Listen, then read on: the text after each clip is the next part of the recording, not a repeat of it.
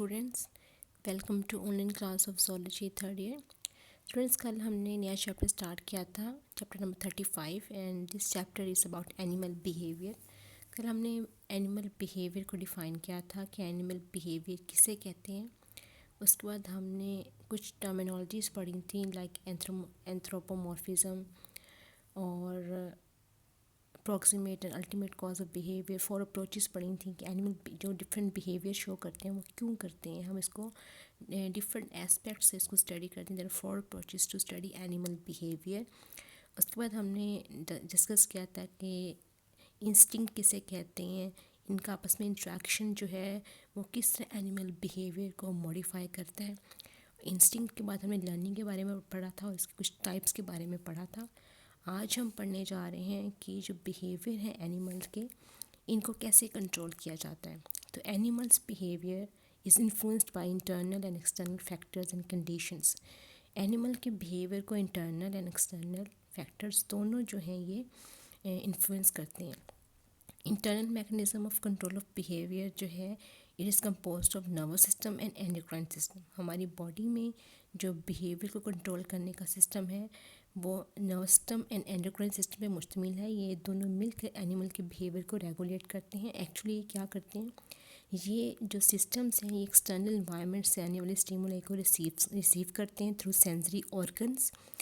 उसके बाद brain and endocrine glands जो हैं ये उस इंफॉर्मेशन को प्रोसेस करते हैं और उसके मुताबिक रिस्पॉन्सेस को इनिशिएट करते हैं। These responses could be in terms of motor patterns, यानी कि कोई कोऑर्डिनेटेड मूवमेंट हो सकती है रिस्पॉन्स में उन एक्सटर्नल फैक्टर्स के जो बॉडी को जो है जिसको बॉडी रिसीव कर रही है।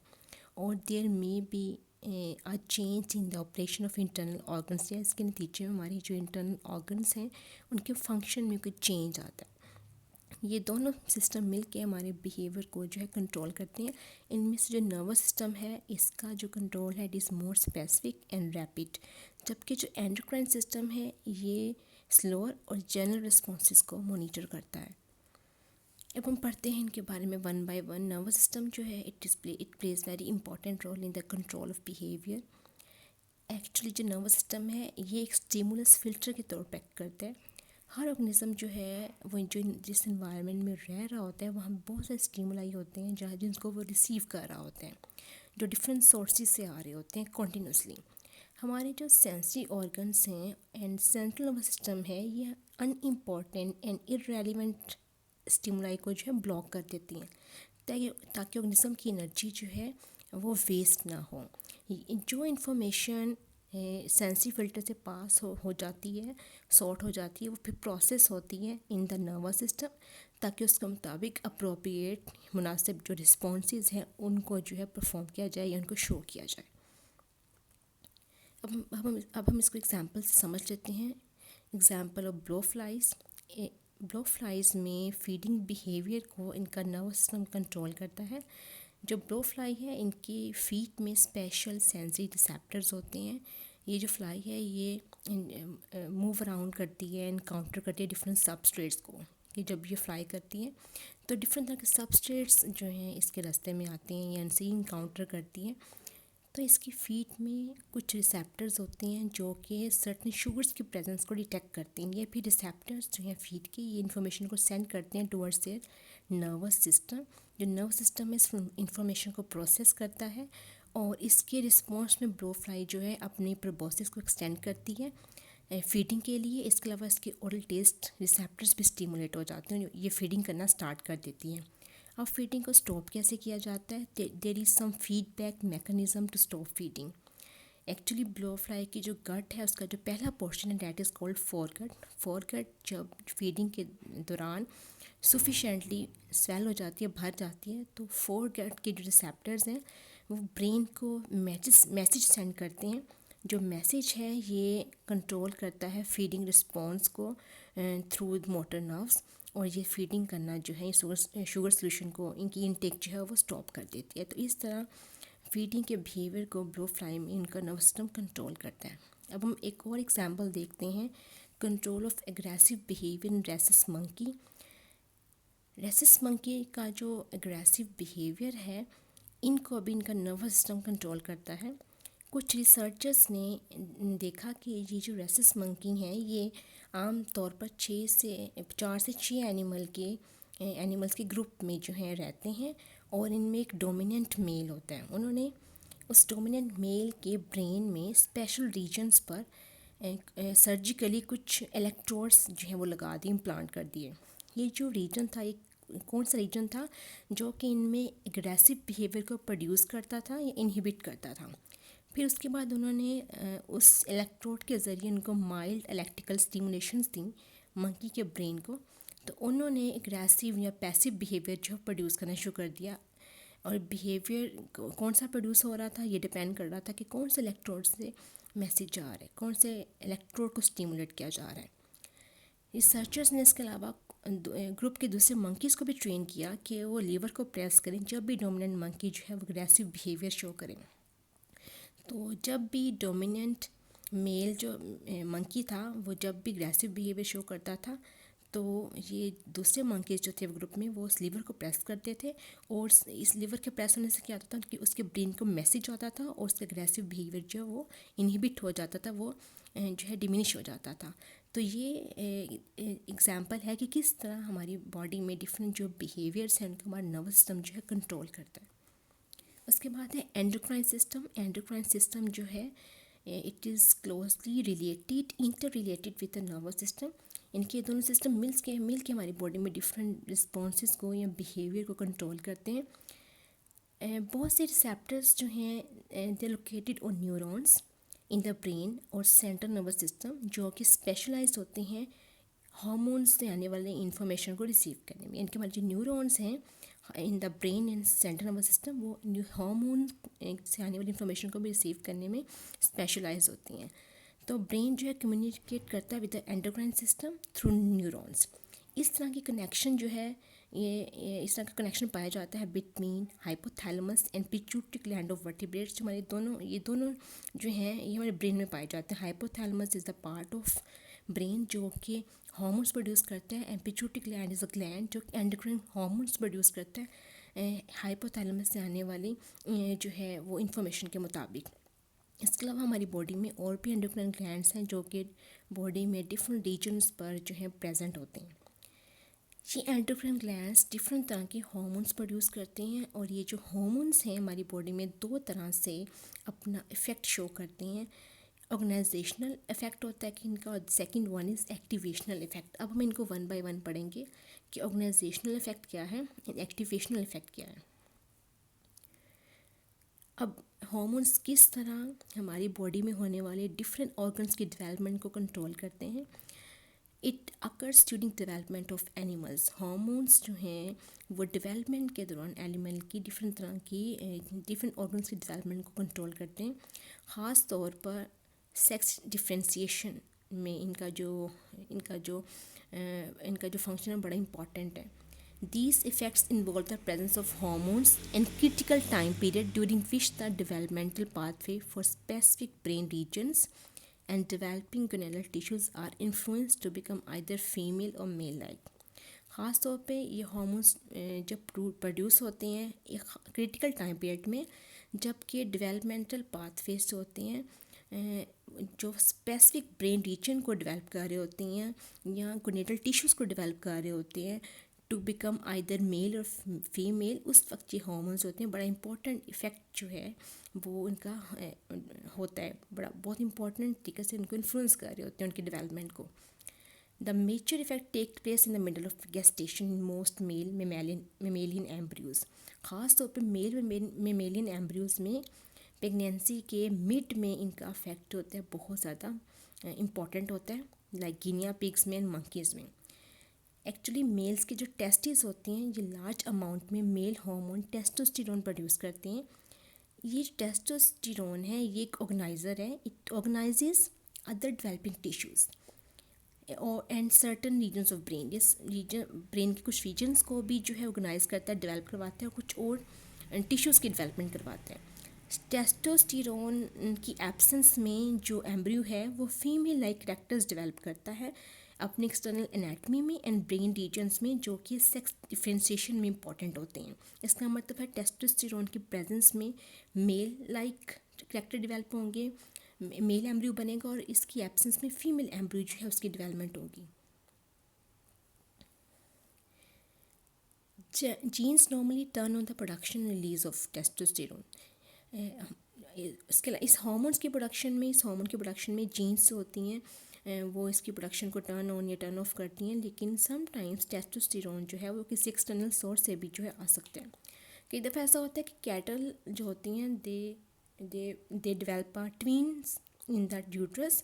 उनमें से अगर एक मेंबर मेल और दूसरा फीमेल हो तो कई दफ़ा ऐसा होता है कि मेल फीटस जो होता है वो फीमेल फीटस को मैस्कुलिनाइज करवा देता है।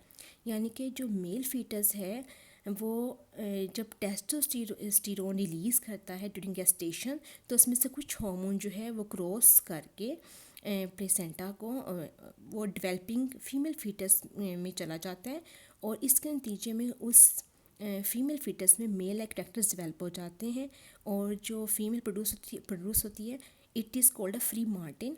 Actually free Martin is a sterile हीफर, it is called offspring of cow. It shows a number of male like behaviour pattern. इस फीमेल में बहुत सारे मेल लाइक बिहेवियर पैटर्न होते हैं, क्योंकि इसकी मैस्कुलाइजेशन हो चुकी होती है in the presence of testosterone. इसी तरह कुछ फीमेल प्रेग्नेंट ह्यूमन फीमेल्स में जिनमें फीटस के लॉस होने का ख़तरा हो, उनको भी कुछ हार्मोनल ट्रीटमेंट्स दी जाती हैं। ये जो हार्मोनल इंजेक्शंस होते हैं they act like a medicine treatment, और कन्वर्ट हो जाते हैं या तो ये कन्वर्ट हो जाते हैं, ये करते हैं like testosterone with in the female embryo, और इसके नतीजे में फीमेल एम्ब्रियोज की मैस्कुलिनाइजेशन हो जाती है, इनके उसमें मेल कैरेक्टर्स जो है वो डेवलप हो जाते हैं। अब हार्मोन्स जो हैं वो एक्टिवेशनल इफेक्ट किस तरह जो है वो शो करते हैं, किस तरह एक्टिवेशनल इफेक्ट डालते हैं। कोई भी एक्सटर्नल स्टिमुलाई जो होता है वो किसी भी हार्मोनली मीडिएटेड रिस्पॉन्स को जो है स्टार्ट करवाता है, यानी कि उसके नतीजे में हार्मोन्स प्रोड्यूस होना शुरू हो जाते हैं। It is called activational effect of hormone. बहुत सी मेल फिशेस जो हैं वो अपनी बाउंड्री को, अपनी टेरिटरी को डेवलप करती हैं, मार्क करती हैं। Sometimes their territory is threaten, कई दफ़ा उनका जो इलाका है, उनकी टेरिटरी होती है, उनको वो थ्रेटनड हो जाती हैं।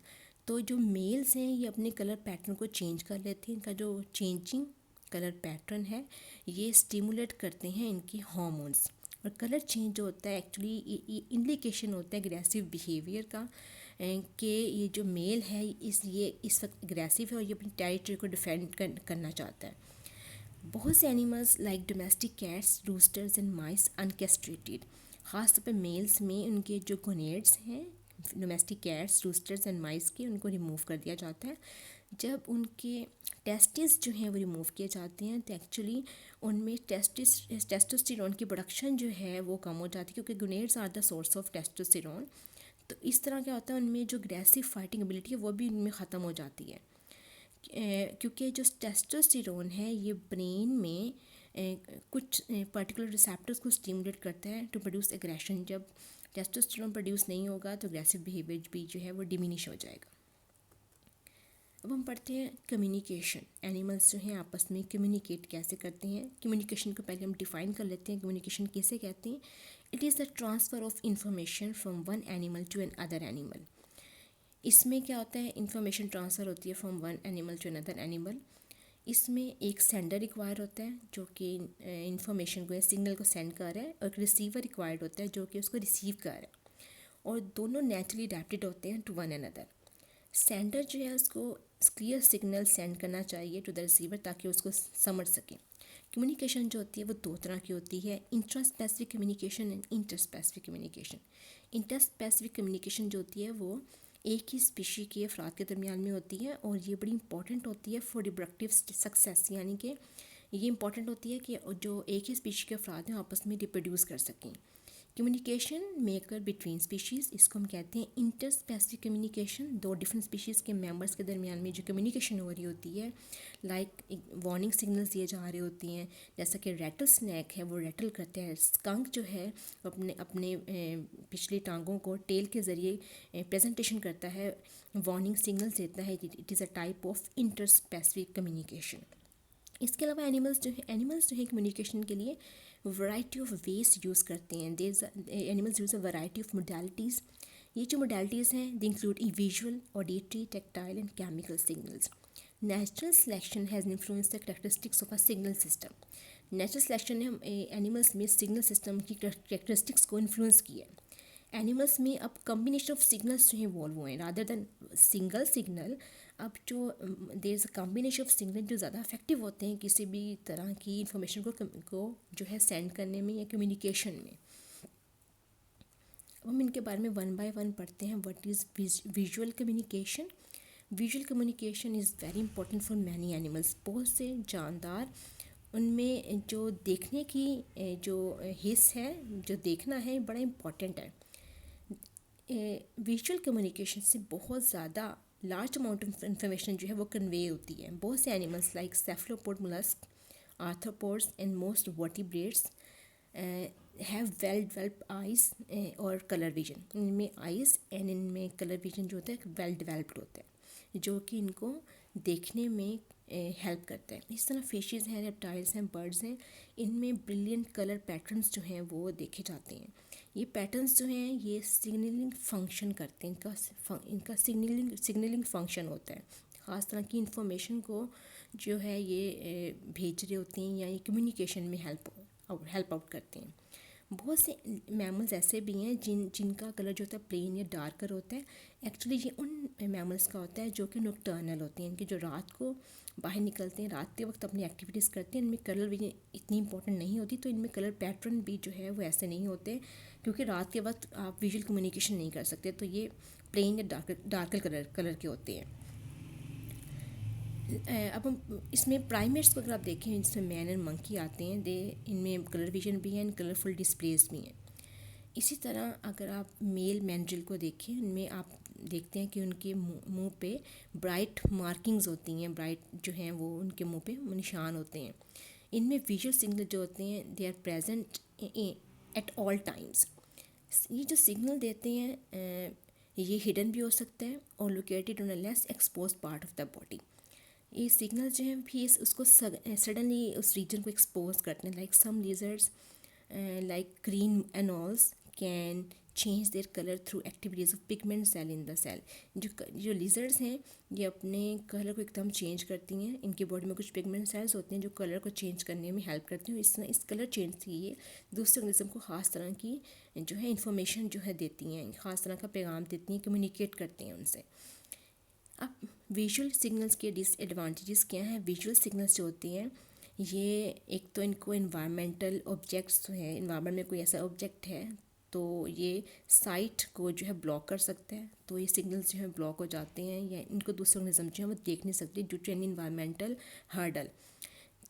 इसके अलावा इनको बहुत दूर से देखना, लॉन्ग डिस्टेंस से देखना भी डिफ़िकल्ट होता है। इस तरह इनके विजुअल कम्युनिकेशन जो होती है लॉन्ग डिस्टेंस से डिफ़िकल्ट होती है। इसी तरह ये जो सिग्नल्स होते हैं ये रात के वक्त इफेक्टिव नहीं होते। जब सब कुछ डार्क होता है तो इस वक्त जो कलर पैटर्न्स हैं, कुछ भी कलर विजन जो है वो इस वक्त इतनी ज़्यादा इंपॉर्टेंट नहीं होती, तो ये सिग्नल्स जो होते हैं ये रात के वक्त इतने इफेक्टिव नहीं होते, प्लस इनको प्रीडेटर्स भी डिटेक्ट कर सकते हैं। अब हम पढ़ते हैं अकॉस्टिक एक साउंड कम्युनिकेशन के बारे में।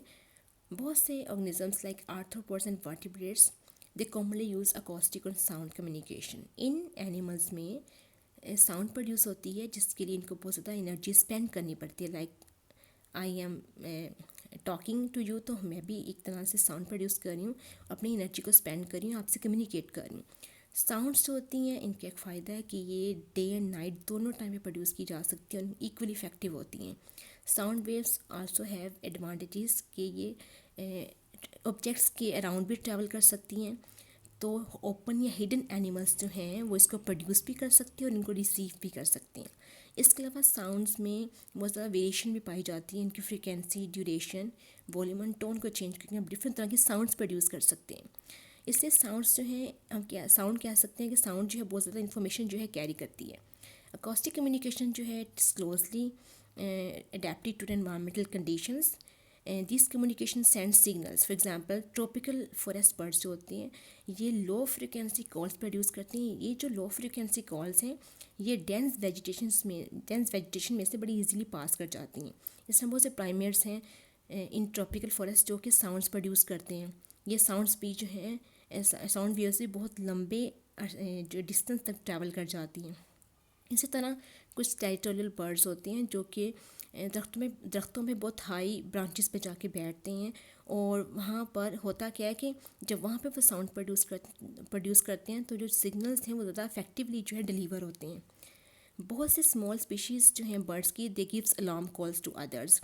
Most complex acoustic signals are studied in human and birds जो होते हैं उनके सॉन्ग्स बड़े मशहूर हैं। दिस सिंग अ सॉन्ग, तो ये भी एक तरह की साउंड कम्युनिकेशन है, acoustic communication and human speech. Like we are talking, मैं आपसे बात कर रही हूँ, मैं आपको जो है लेक्चर पढ़ा रही हूँ, तो I am communicating with you.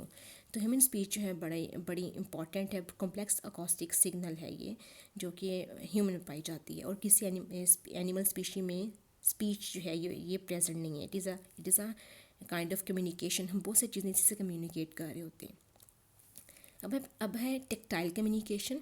Tactile का मतलब होता है कांटेक्ट करना। The communication between animals by physical contact is called tactile communication. इसमें एग्जांपल्स आती हैं antenna of many vertebrates and the touch receptors in the skin of vertebrates. Like हमारे जो स्किन में टच रिसेप्टर्स हैं उससे हमें टेक्टाइल कम्युनिकेशन में हेल्प मिलती है।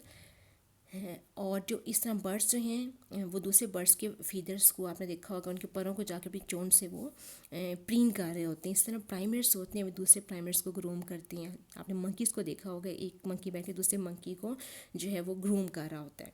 तो ये सारी टेक्टाइल कम्युनिकेशन की एग्जाम्पल्स हैं। उसके बाद है केमिकल कम्युनिकेशन। केमिकल कम्युनिकेशन जो है it is a very common method of communication, और ये कम्युनिकेशन बहुत कॉमन है एनिमल किंगडम में। यूनिसेल ऑर्गेनिज्म में देखें तो उनमें भी कीमोरिसेप्टर्स होते हैं। They can recognise members of their own species with the help of chemoreceptors. Chemical signals जो होते हैं they are well developed in insects, fishes, salamanders and mammals. Chemical signals के क्या एडवांटेज हैं कि ये जो सिग्नल्स हैं ये बहुत सिंपल मैसेज कन्वे करते हैं। ये जो मैसेज होते हैं ये आवर्स या डे तक जो है ये परसिस्ट कर सकता है, लास्ट कर सकता है। इसके अलावा ये जो सिग्नल्स होते हैं ये day and night equally effective होती हैं। ये ऑब्जेक्ट्स के अराउंड भी पास कर सकते हैं, यानी कि किसी भी हर्डल को ये जो है क्रॉस कर सकते हैं। इनको लॉन्ग डिस्टेंस तक ट्रांसपोर्ट किया जा सकता है। इनको प्रोड्यूस करने में एनर्जी भी लेस यूज़ होती है। केमिकल सिग्नल्स जो होते हैं लेकिन उनका एक डिसएडवांटेज होता है कि ये इनको बहुत क्विकली हम चेंज नहीं कर सकते। अगर एक ऑर्गेनिज्म ने एक केमिकल रिलीज़ किया है तो उसको अगर वो इस इंफॉर्मेशन को कोई इन्फॉर्मेशन कन्वे करना चाहता है तो और उस इन्फॉर्मेशन को अगर चेंज करना चाहता है तो फौरी उसको वो चेंज नहीं कर सकता, क्योंकि उसने उसको इस केमिकल को रिलीज़ कर दिया होता है।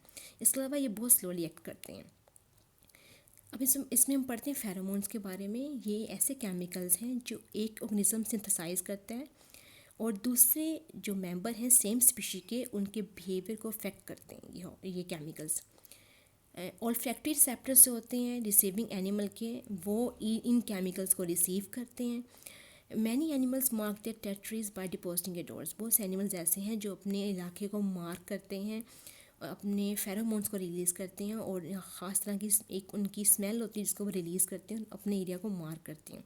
ये जो फेरोमोन्स होते हैं they act as chemical signals. ये दूसरे एक ही स्पीशी के दूसरे अफराद को जो है वो सिग्नल देते हैं कि ये जो टेरिटरी है, जो एरिया है, ये ऑक्यूपाइड है। फॉर एग्जांपल बहुत से मेल एनिमल्स जो होते हैं वो अपनी स्पेसिफिक एरिया को या पॉइंट्स को मार्क कर लेते हैं विद द फेरोमोन्स। इससे दूसरे मेल्स अवेयर हो जाते हैं कि ये एरिया किसी और का है।